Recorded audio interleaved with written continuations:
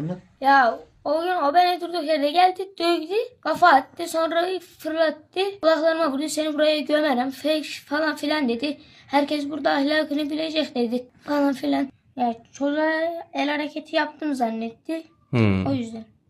O beni dövecek, sonra ben kendimi savunamayacağım. Savunsam da disiplin verecek, tutanağı tutacak, ben gitmem okula. Gitmeyeceğim zaten. Savunamayacağım, sonra her gün öyle burun vurulacak falan filan, o der ben gitmem.